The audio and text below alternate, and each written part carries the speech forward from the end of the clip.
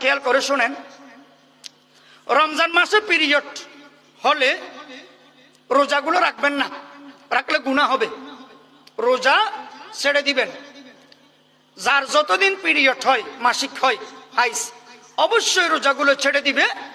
রমজান মাসের পরে যতগুলো রোজা ছেড়ে দিয়েছিল সেই রোজাগুলো কাজা দিবে কি দিবে না?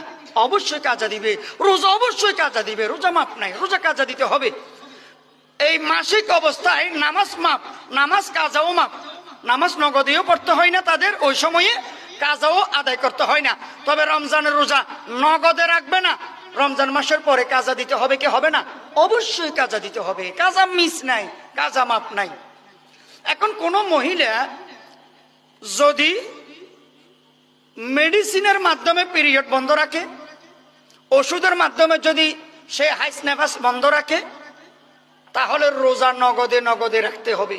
কারণ দায়িত্ব সে টেনে নিছে যে ওষুধের মাধ্যমে হাইস নেফাস পিরিয়ড মাসিক বন্ধ রাখলে রোজা মাপ নাই, নগদে নগদে রাখতে হবে। নামাজ মাপ নাই, নগদে নগদে নামাজও পড়তে হবে। কেন তুমি দায়িত্ব টেনে নিলা? আল্লাহ তো তোমাকে মাফ করছিল, নামাজ নগদেও মাফ করছিল, ওই নাপাক অবস্থায় নামাজ কাজাও মাফ করেছিল, রোজা নগদে আল্লাহ তাআলা মাফ করেছিল, পরে কাজা দিতে হইতো আর কি। কিন্তু তুমি ওষুধ কেন, মেডিসিন কেন ব্যবহার করে হাইস নেফাস পিরিয়ড বন্ধ রাখছো? নামাজও নগদে নগদে পড়ো, রোজাও নগদে নগদে রাখো। এবং এটা শরীরেরও ক্ষতি।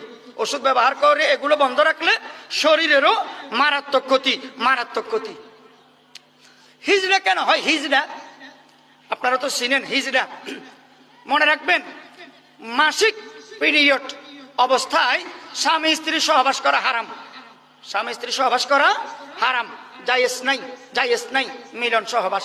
তারপরেও যদি কোনো স্বামী স্ত্রী করে, ইসলামের এই আইনকে অমান্য করে সহবাস মিলন করে, ওই স্বামী স্ত্রীর ঘর থেকে, ওই ফ্যামিলি থেকে অধিকাংশ সন্তান হিজড়া হওয়ার সম্ভাবনা বেশি, নাউজুবিল্লাহ।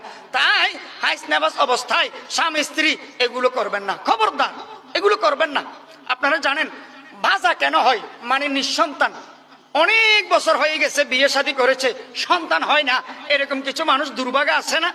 বাজা বাজা সন্তান হয় না কেন? কেন? যে পুরুষ টাকনুর নিচে কাপড় পরিধান করে, টাকনুর নিচে কাপড় পরিধান করা সগীরা গুনাহ না কবিরা গুনাহ? বলেন বলেন। কবিরা গুনাহ, এটা বড় গুনাহ। যে পুরুষ নিয়মিত সর্বদা অলওয়েজ টাকনুর নিচে প্যান্ট, পায়জামা, জুব্বা, লুঙ্গি, যে কোনো কাপড় টাকনুর নিচে পরে, টাকনুর নিচে পরে, সূর্যের আলো, সূর্যের রশ্মি, দিনের আলো, দিনের রশ্মি, এই নিয়ামত ওই পুরুষের টাকনুতে যদি বিন্দু পরিমাণ না লাগে, কিছু যদি স্পর্শ না হয়, আল্লাহ তাআলা কি নিয়ামত রেখেছেন সূর্যে, দিনের আলোর মধ্যে, তাহলে ওই পুরুষ টাকনুর নিচে কাপড় পরিধান করার কারণে সূর্যের আলো, দিনের নিয়ামত আলো ওই পুরুষের টাকনুতে স্পর্শ হয় না, ওই পুরুষ বাজা হওয়ার সম্ভাবনা বেশি। এই জন্য আল্লাহ রাসূল সাল্লাল্লাহু আলাইহি ওয়াসাল্লাম বলেছেন, ওরে পুরুষ, ও আমার উম্মত, তোমরা টাকনুর উপরে কাপড় পরিধান করো, টাকনুর নিচে কাপড় পরিধান করিও না, এটা কবিরা গুনাহ। মেডিকেল সায়েন্স গবেষণা করে পাইছে যে কেন রাসূলের টাকনুর নিচে পুরুষকে কাপড় পরিধান করতে নিষেধ করছে, কেন? ওই বাজা হওয়ার সম্ভাবনা বেশি, বাজা হওয়ার সম্ভাবনা বেশি। তারপরে কোন মহিলার শিশু আছে, বাচ্চা আছে, দুধ পান করে, ডাক্তারে বলেছে আপনি রোজা রাখতে পারবেন না, রোজা রাখবেন না। কেন? আপনার সন্তান আছে, শিশু আছে, দুধ পান করে, আপনার উপর তার দায়িত্ব আছে, তাকে লালন পালন করার দায়িত্ব আছে। আপনি রোজা রাখতে গেলে একটু ক্লান্ত, টায়ার্ড, দুর্বল হয়ে যেতে পারেন। ডাক্তারে যদি এইরকম বলে, ইমানদার ডাক্তার, তাহলে ওই মহিলা এই রোজা রাখবে না, যেহেতু শিশুকে দুধ পান করাতে হচ্ছে, ওজর, এটা হলো ওজর। তবে রমজান মাসের পরে এই রোজাগুলো কাজা দিবে কি দিবে না? অবশ্যই দিবে। কোন মহিলার গর্ভে সন্তান আছে, ইমানদার, দিনদার, নেককার, পরহেজগার, ডাক্তারে যদি বলে আপনি রোজা রাখবেন না, আপনার গর্ভে সন্তান আছে, তার দায়িত্ব আপনার, আপনি রোজা রাখতে পারবেন না, এটা ওজর, তাহলে ওই মহিলা রোজা ছেড়ে দিবে।